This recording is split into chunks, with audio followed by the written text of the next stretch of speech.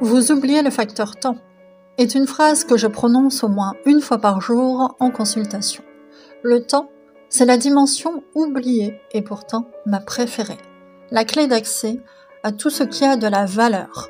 Prenez quelques instants pour y penser. Ne pas le maîtriser, c'est voir tout gros projet comme une montagne impossible à gravir et donc s'en détourner. C'est faire ces choix court-termistes qui sont rarement les bons. C'est être incapable d'élaborer un projet complexe, car point de complexité sans déploiement dans le temps. C'est penser statique et non pas dynamique, donc c'est mal pensé, car tout phénomène est dynamique. C'est se priver des plaisirs et des bonheurs sophistiqués de ce monde qui exigent un long apprentissage la plupart du temps. Par exemple, la musique classique ou la haute gastronomie. C'est sacrifier son intérêt à long terme à un intérêt court terme. Un choix facile qui met actuellement l'humanité entière en péril d'ailleurs. Bref, c'est être littéralement coincé dans une appréhension du monde facile, rapide, enfantine, que je qualifierais d'immature.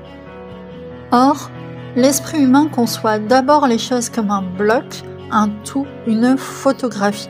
En témoigne le succès de toutes ces modélisations en images, pyramide de ceci ou échelle de cela. Penser les phénomènes dans le temps exige un effort.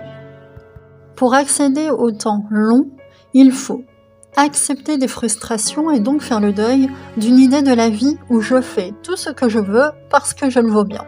Stop à l'illusion de toute puissance. Il faut également être sevré des addictions, cette consommation qui brûle nos ressources et nous met en péril. Ce qui est vrai pour un fumeur est également vrai pour la planète. Pour cela, l'aide d'un tiers peut être nécessaire. Il faut sortir de la peur et donc ne pas être dans une logique de survie, guerre, famine, péril, survie réelle ou perçue.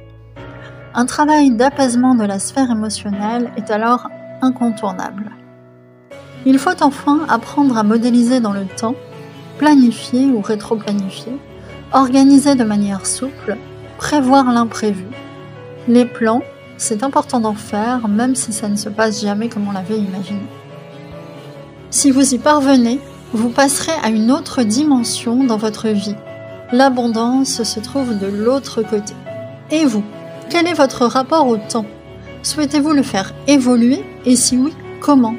Que se passera-t-il dans votre vie si vous y parvenez d'après vous?